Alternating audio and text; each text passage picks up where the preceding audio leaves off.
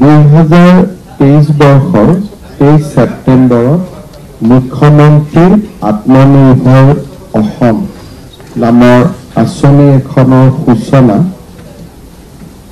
কৰাৰ আমাৰ সৌভাগ্য হৈছিল।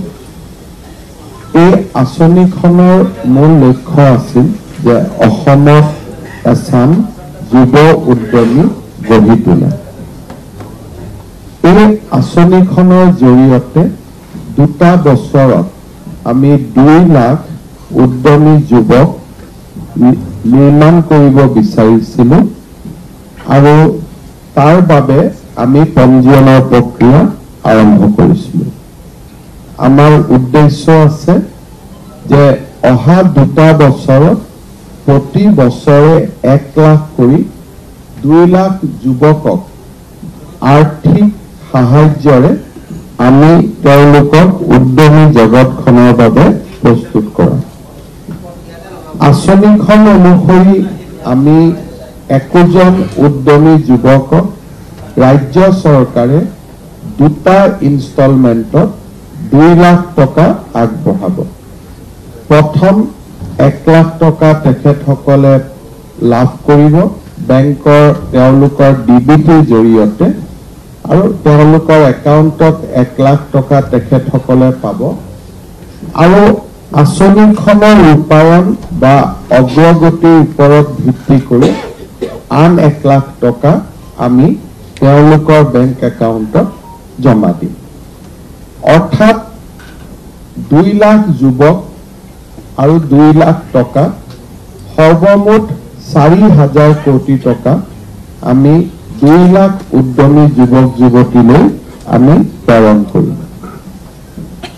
ইয়াৰে 1 লাখ টকা ৰাজ সাহায্য হিচাপে যুৱক যুৱতীসকলে লাভ কৰিব আৰু যাক তেওঁলোকে চৰকাৰক উভতাই দিব নালাগে।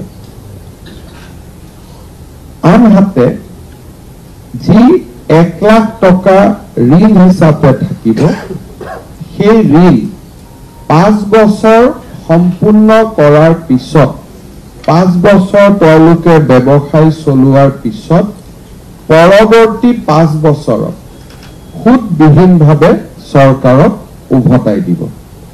অৰ্থাৎ প্ৰথম 5 বছৰ ৰিটাৰ্ণৰ ওপৰত হলিডে থাকিব যে তেওঁলোকে প্ৰথম 5 বছৰ পুঁজি ঘূৰাই দিব নালাগে। পৰৱৰ্তী 5 বছৰত তেখেতসকলে আমাক 1 লাখ টকা উভতাই দিব, কিন্তু এই সমগ্ৰ 10 বছৰ প্ৰক্ৰিয়াটোত তেওঁলোকে চৰকাৰক কোনো সুদ দিব নালাগে। এক প্ৰকাৰ ক'ব গ'লে 10 বছৰৰ এটা স্পানত 1 লাখ টকা লোন হ'ব আৰু সেই 1 লাখ টকাও সুদবিহীনভাৱে তেওঁলোকে পাব চৰকাৰৰ পৰা। আৰু সহজ ভাষাত ক'ব গ'লে এজন উদ্যোগীৰ কাৰণে 2 লাখ টকাই তেখেতসকলে পোৱা বুলি ধৰি ল'ব পাৰি, কাৰণ 10 বছৰত 1 লাখ টকা উভতাই দিব লাগিব, 1 লাখ টকা ৰাজ সাহায্য পাব, উইদাউট ইণ্টাৰেষ্ট পাব। গতিকে আজি যদি আমি ইনফ্লেশ্যন যোগ কৰি দিওঁ তেতিয়া 10 বছৰত এই টকাটোৰ মূল্য 10,000 টকালৈকে নামি আহিব যদি প্ৰত্যেক বছৰৰ 12% আমি ইনফ্লেশ্যন কাটি কাটি গৈ থাকো। আমাৰ উদ্দেশ্যটো আমি কি দিলো আৰু আমি কি ঘূৰাই পালো সেইটো নহয়। আমাৰ মূল উদ্দেশ্য হৈছে যে এই সময়ছোৱাৰ ভিতৰত উদ্যোগীজন সফল হ'ব লাগে, ব্যৱসায়ীজন সফল হ'ব লাগে আৰু তেওঁলোকে বেংকৰ পৰা আৰু লোন পোৱাৰ বাবে তেওঁলোকে যাতে সমৰ্থবান হ'ব পাৰে। আৰু সেইকাৰণে প্ৰথম 2 লাখ টকা আমি বেংকৰ জৰিয়তে তেওঁলোকক নিদি তেওঁলোকৰ একাউণ্টত আমি ডিৰেক্টলি দিম, যাতে তেওঁলোকৰ চিভিল স্ক'ৰত তেওঁলোকে লোন লোৱা হিচাপে তেওঁলোকৰ নাম লিপিবদ্ধ নাথাকে। ইয়াৰ ফলত ডাঙৰ লাভ হ'ব কি যে এই 2 লাখ টকা বেংকৰ একাউণ্টত তেওঁলোকে খৰচ যেতিয়া নিজৰ একাউণ্টৰ জৰিয়তে ড্ৰৱেল ডিপজিট কৰিব, টকা উলিয়াব, টকা সোমাব, তেওঁলোক ক্ৰেডিট ৱৰ্থী হৈ পৰিব অৰ্থাৎ মুদ্ৰা আদি ভাৰত চৰকাৰৰ আন লোন লোৱাৰ বাবে তেওঁলোক একোজন উপযুক্ত যুৱক হৈ পৰিব আৰু এই সমস্ত সময়ছোৱা আমি এটা এই 2 লাখ ল'ৰা ছোৱালীক ইনকিউবেশ্যনত থকা হিচাপে আমি ধৰি ল'ম আৰু তেওঁলোকক একোজন মেনেজমেণ্ট গ্ৰেজুৱেটে যাক আমি সম্পূৰ্ণভাৱে ট্ৰেইনিং কৰিম প্ৰত্যেক 200 উদ্যোগীৰ ওপৰত একোজন মেনেজমেণ্ট গ্ৰেজুৱেটে তেওঁলোকক কনষ্টেণ্টলি ইনকিউবেশ্যন কৰাৰ বাবে চেষ্টা কৰিব কেনেকৈ লোন ল'ব লাগে কেনেকৈ টকা ড্ৰ কৰিব লাগে কেনেকৈ টকা ৰাখিব লাগে কি ব্যৱসায় কৰিব লাগে ক'ত এপ্লাই কৰিব লাগে বেংকিং ছাপোৰ্ট কেনেকুৱা হ'ব সেই ধৰণে তেওঁলোকক আমি এটা সমৰ্থন জনাই গৈ থাকিম যাতে তেখেতসকলে ক্ৰেডিট ৱৰ্থী হ'ব পাৰে স্বাভাৱিকভাৱে এই প্ৰক্ৰিয়াটোৰ সময়ছোৱাত যিসকল যুৱক যুৱতীয়ে প্ৰথম কিস্তিটো লাভ কৰাৰ পিছত আমি আশা কৰা ধৰণে আগবাঢ়িব নোৱাৰিব তেখেতসকলৰ পৰিৱৰ্তে আমি আঁচনিখনত আন যুৱকক অন্তৰ্ভুক্ত কৰিব লাগিব কাৰণ আমি বিচৰা নাই যে এই টকা দি কোনোবাই মোবাইল কিনক বাইক কিনক আৰু টকাটোৰ অপব্যৱহাৰ কৰক গতিকে আমি এছাম সঁচা উদ্যমীক আমি নিয়োগ সৃষ্টিৰ বাবে এই আঁচনিখনৰ জৰিয়তে আমি আনিব বিচাৰিছো গতিকে টকাটো প্ৰথম টকাটো দিয়াৰ পৰা প্ৰতিটো দিনেই তেওঁলোকৰ লগত আমাৰ একোজন মেনেজমেণ্ট গ্ৰেজুৱেটে সম্পৰ্কত থাকিব তেওঁলোকৰ ঘৰত নিৰন্তৰ যাব তেওঁলোকৰ উদ্যোগত যাব তেওঁলোকৰ লগত কথা পাতিব কাৰণ আমাৰ উদ্দেশ্যটো হ'ল যাতে এই 2 লাখ টকাক পুঁজি হিচাপে লৈ তেওঁলোকে বেংকৰ পৰা 10 লাখ টকাৰ লোন পাব পৰা হিচাপত নিজক একোজন উপযুক্ত যুৱক যুৱতী হিচাপে গঢ়ি তুলিব পাৰে আমি আঁচনিখন মুকলি কৰি দিছিলোঁ পঞ্জীয়নৰ বাবে 2,29,145 গৰাকী যুৱক যুৱতীয়ে এই মুহূৰ্তলৈকে তেওঁলোকৰ নাম এই আঁচনিখনৰ বাবে পঞ্জীয়ন কৰিছে ইয়াৰ ভিতৰত আমি দেখা পাইছো যে বৰপেটা জিলাৰ পৰা 12,000 ধেমাজি জিলাৰ পৰা 10,000 ধুবুৰী জিলাৰ পৰা 11,000 কামৰূপ জিলাৰ পৰা 14,000 লখিমপুৰ জিলাৰ পৰা সৰ্ববৃহৎ 15,000 নগাঁও জিলাৰ পৰা 10,000 শোণিতপুৰ জিলাৰ পৰা 8,650 গৰাকী এই ধৰণে কাছাৰ জিলাৰ পৰা 7,802 জন এই ধৰণৰ যুৱক যুৱতীয়ে এই আঁচনিখনৰ বাবে আবেদন কৰিছে কিন্তু এই আঁচনিখনৰ নিযুক্তি বা এই আঁচনিখনৰ নিৰ্বাচন সমষ্টি আৰু জিলা ভিত্তিক নহয় আমি উদ্যমিতাৰ ওপৰত এছেছমেণ্ট কৰি তেওঁলোকক নিৰ্বাচন কৰিম আৰু সেই কাৰণে জিলা বা সমষ্টি যিকোনো ৰাজনৈতিক দৃষ্টিভংগী আহিব পৰা বিষয়বস্তুবোৰ আমি এৰাই চলিব খুজিছো জিলাৰ কথা আহিলে সমষ্টিৰ কথা আহিলে তাত বিধায়কৰ নাম আহিব মন্ত্ৰীৰ নাম আহিব গতিকে সেই বিষয়বস্তুসমূহ আমি এৰাই চলি সঁচা অৰ্থত উদ্যমী যুৱকসকলে যাতে এই ঋণ আৰু ৰাজ সাহায্য পাব পাৰে তাৰ বাবে আমি প্ৰচেষ্টা চলাব খুজিছো প্ৰতি বছৰে আমি 1 লাখ কৰি টোটেল 2 লাখ ল'ৰা ছোৱালীক এই আঁচনিখনৰ আমি সুবিধা দিম যদি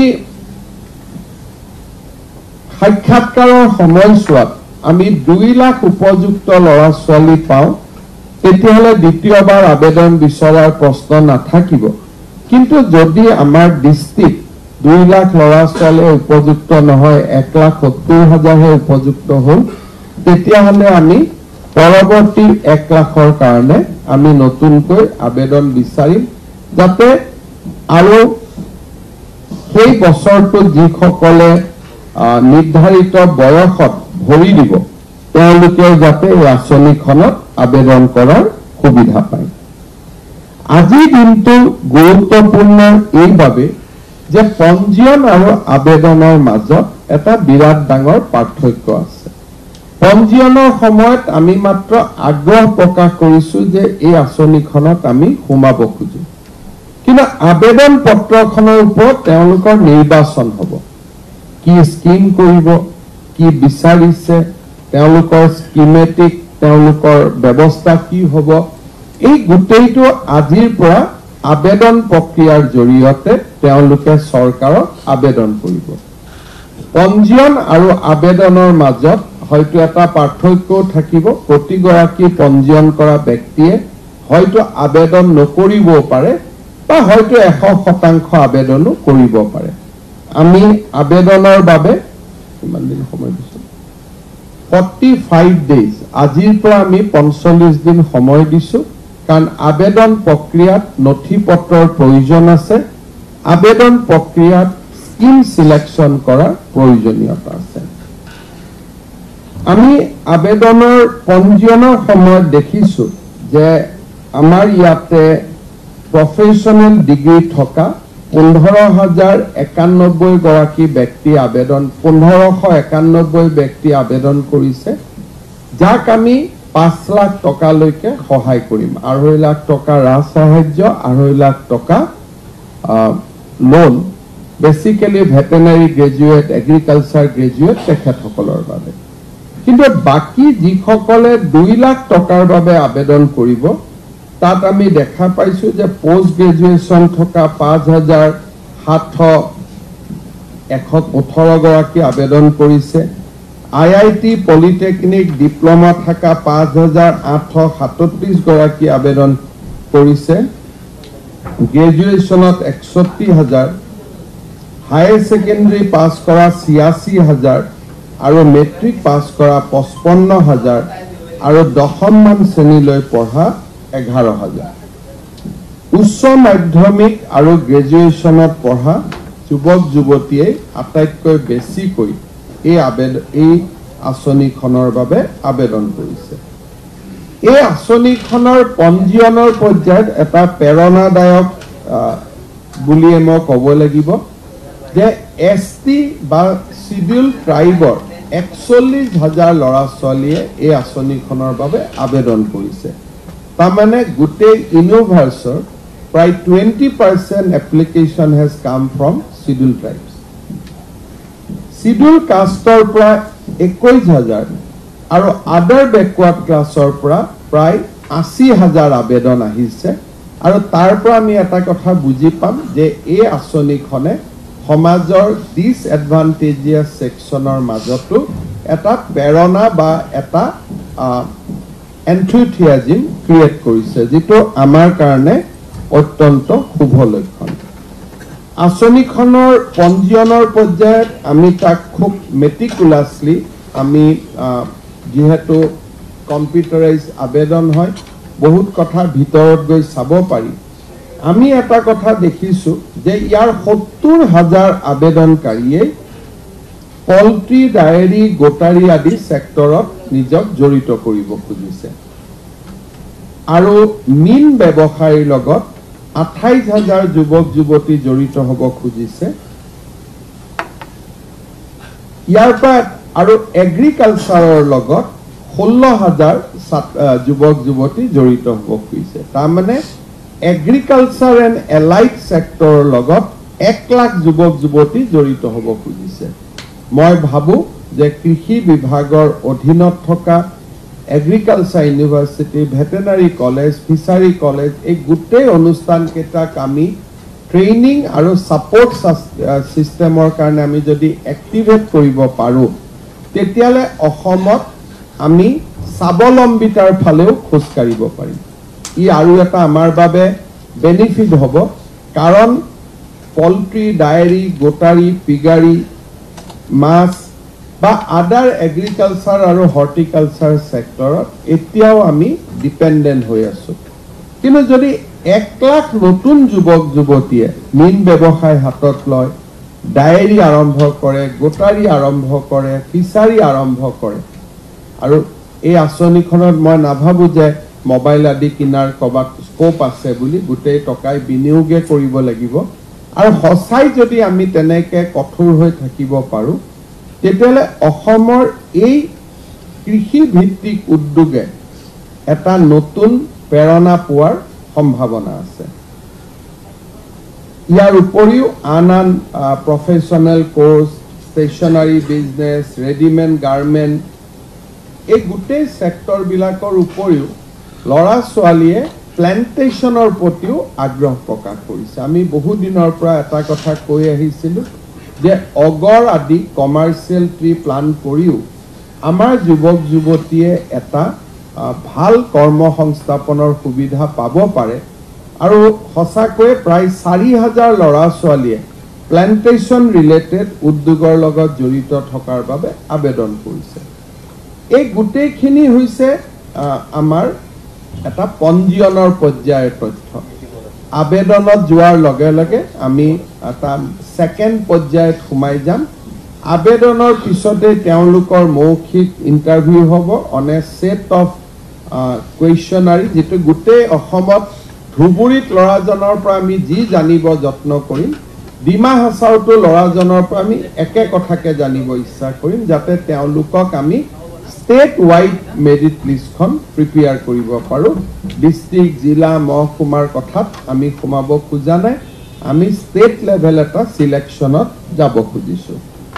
মই আশা কৰোঁ যে আজি আমি দ্বিতীয় পৰ্যায়ত এই আঁচনিখনক আগবঢ়াই লৈ গৈছোঁ আৰু এই পৰ্যায়ৰ মাজতেই আমি মুখ্যমন্ত্ৰীৰ আত্মনিৰ্ভৰশীল অসম ছ'চাইটিখনো নিৰ্মাণ কৰিম, যি ছ'চাইটিৰ জৰিয়তে বা ছেকশ্যন 9 কোম্পানীৰ জৰিয়তে আমি MBA গ্ৰেজুৱেটসকলক CM স্কলাৰশ্বিপৰ কাৰণে ল'ম। যিসকল MBA গ্ৰেজুৱেট আমাৰ লগত সন্মিলিত হ'ব, তেওঁলোকৰ বাবে এইটো এটা প্ৰশিক্ষণ হ'ব, 2 বছৰীয়া প্ৰশিক্ষণ হ'ব। তেওঁ প্ৰায় 500 MBA গ্ৰেজুৱেট আমি এই আঁচনিখনৰ কাৰণে আমি ল'ম as a part of their fellowship programme. কাৰণ লোনখিনি হৈ যোৱাৰ পিছত, ডিছবাৰ্জ হৈ যোৱাৰ পিছত বহুত কাম নাথাকিব। আমি part of a fellowship programme এটা আমি আৰম্ভ কৰিব খুজিছোঁ, য'ত আমাৰ লগত কাম কৰাৰ কাৰণে তেওঁলোকে এখন বিশ্ববিদ্যালয়ৰ পৰা ডিগ্ৰী লাভ কৰিব বা তেওঁলোকে এটা ফেলোশ্বিপ লাভ কৰিব আৰু 2 বছৰ তেওঁলোকে আমাৰ লগত কাম কৰাৰ সুবিধা পাব, যাক আমি CM ফেলোশ্বিপ বুলি আমি ক'ম। আৰু তেওঁলোকে গাঁৱে ভূঞে থাকি ফেলোশ্বিপ কৰিব পাৰিব আৰু definitely during the fellowship time তেওঁলোকে আন সুবিধা পালে তেওঁলোকে ওলাই যাব পাৰিব। কিন্তু এই ফেলোসকলক আমি IIM বা আন অনুষ্ঠানৰ দ্বাৰা আমি খুব ভালকৈ প্ৰশিক্ষণ কৰিম, যাতে তেওঁলোকৰ জৰিয়তে আমি ইনকিউবেট কৰাৰ যিটো পলিচি লৈছোঁ যে ল'ৰা ছোৱালীকেইজনৰ লগত নিৰন্তৰভাৱে ছাপোৰ্ট দি তেওঁলোকক যাতে বেংকৰ পৰা লোন ল'ব পৰা উপযুক্ত কৰি গঢ়ি তোলে, তাৰ বাবে আমাৰ নিৰন্তৰ প্ৰচেষ্টা আমি চলাই যাম। আৰু তাৰ উদ্দেশ্যে আমি এই ফেলোশ্বিপ প্ৰগ্ৰেমটো আমি সমান্তৰালভাৱে আৰম্ভ কৰিম।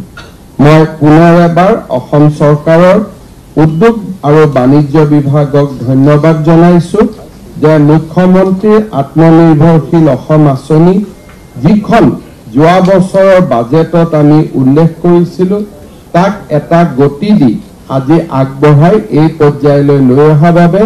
আৰু মই বিশ্বাস কৰোঁ যে পৰৱৰ্তী পৰ্যায়তো আমি সুন্দৰভাৱে এই আঁচনিখনক আমি নিজৰ লক্ষ্যলৈকে লৈ যাবলৈ সক্ষম হ'ম। ৰাজ্যত এটা উদ্যোগীকৰণৰ বাতাবৰণ এটা ইতিমধ্যে আৰম্ভ হৈছে। বিমল বৰা ডাঙৰীয়াই উল্লেখ কৰিছে যে যোৱা সময়ছোৱাত আমি কোনো ইনভেষ্টমেণ্ট সামিট এতিয়ালৈকে আমি কৰা নাই, কিন্তু আমাৰ সময়ছোৱাত প্ৰায় 10,000 কোটি টকাৰ বিনিয়োগৰ বাবে বিভিন্ন উদ্যোগ প্ৰতিষ্ঠানৰ সৈতে আমাৰ MOU হৈছিল। আৰু আমি দেখা পাইছোঁ যে এটা উদ্যোগক বাদ দি বাকী গোটেইকেইটা উদ্যোগেই ইতিমধ্যে নিৰ্মাণৰ পথত আগুৱাই গৈছে। কোনো এখন MOU এতিয়ালৈকে আমাৰ ফেইল হোৱা নাই। আমাৰ বাবে এটা খুব ভাল খবৰ, যি খবৰে অসমৰ পৰিৱেশ বহুত সলনি কৰিব। টাটা ইলেক্ট্ৰনিক্স লিমিটেডে ভাৰত চৰকাৰৰ সন্মুখত আবেদন দাখিল কৰিছে যে জাগিৰোডত এটা ইলেক্ট্ৰনিক চেণ্টাৰ স্থাপন কৰাৰ বাবে। আমি ইমান দিনে বহুত দিনৰ পৰা আমাৰ মনত প্ৰশ্ন আছিলে যে আমাৰ ইয়াত ইলেক্ট্ৰনিক্স আৰু IT কিয় নহয়। প্ৰায় 40,000 কোটি টকা ব্যয়ৰ প্ৰস্তাৱেৰে তেওঁলোকে ভাৰত চৰকাৰৰ ওচৰত প্ৰস্তাৱ দাখিল কৰিছে। সেমি কণ্ডাক্টৰৰ এছেম্বলি এণ্ড পেকেজিং হ'ব আৰু তাৰ কাৰণে অসম চৰকাৰৰ লগত কথা বতৰা হোৱাৰ পিছত আমাৰ কথা বতৰাত সন্তুষ্ট হৈ তেওঁলোকে ভাৰত চৰকাৰৰ ওচৰত আবেদন কৰিছে। ভাৰত চৰকাৰৰ লগত যদি তেওঁলোকৰ প্ৰক্ৰিয়াবোৰ সম্পূৰ্ণ হয় তেতিয়াহ'লে আমি অসমত এটা মেজৰ ইনভেষ্টমেণ্ট খুব সাইলেন্টলি আমি কৰি গৈ আছিলোঁ। আমি খুব এটা মেজৰ ইনভেষ্টমেণ্ট আমি অসমত দেখা পাম। বাট এগেইন ভাৰত চৰকাৰে নিৰ্ণয় কৰিব, কিন্তু অন্ততঃ প্ৰথমবাৰৰ বাবে টাটাৰ দৰে এটা অনুষ্ঠানে অসমতে সেমি কণ্ডাক্টৰ স্থাপনৰ কাৰণে আবেদন কৰিছে। তেওঁলোকে জাগিৰোডৰ কাৰণে আবেদন কৰিছে আৰু যদি এই আবেদনৰ প্ৰক্ৰিয়া আগবঢ়াই লৈ যাব পৰা যায় তেতিয়াহ'লে মই ভাবোঁ যে অসমৰ উদ্যোগীকৰণত এটা নতুন পৰিৱেশ নিৰ্মাণ হ'ব। ভাৰত চৰকাৰৰ লগত আমিও যোগাযোগ কৰি আছোঁ যাতে সোনকালে প্ৰস্তাৱটোত অনুমোদন হয় আৰু মই আশা কৰিছোঁ যে অহা এমাহ ডেৰ মাহৰ ভিতৰতে ডেফিনেটলি আমি ভাল কথা শুনিব পাৰিম। এই ক্ষেত্ৰত ইতিমধ্যে টাটাই আমাক জনাইছে যে ইণ্ডাষ্ট্ৰি হওক নহওক অসমৰ পৰা 1000 যুৱক যুৱতীক তেওঁলোকক লাগে। ইন এণ্টিচিপেশ্যন অফ ডেট ইণ্ডাষ্ট্ৰি তেওঁলোকে ইতিমধ্যে 1000 যুৱক যুৱতীক ট্ৰেইন কৰিব খুজিছে যাতে ইণ্ডাষ্ট্ৰিটো হ'লে তেওঁলোকে যে ট্ৰেইন মেন পাৱাৰ অসমৰ পৰা আনি তেওঁলোকক ডেপ্লয় কৰিব পাৰে। আৰু আমাক কোৱা মতে ইয়াৰ বহুত বেছি পটেনচিয়েল আছে, বহুত বেছি মেন পাৱাৰ লাগিব, and it is a manpower driven industry. এই গোটেই কথাবিলাকে এখন সমৃদ্ধিশালী অসমৰ বাতৰি আমাৰ বাবে কঢ়িয়াই আনে আৰু মই বিশ্বাস কৰোঁ যে অনাগত দিনসমূহত আমি সকলোৱে একেলগে কাম কৰি এখন সমৃদ্ধিশালী অসমৰ ভেটি স্থাপন কৰিবলৈ সক্ষম হ'ম।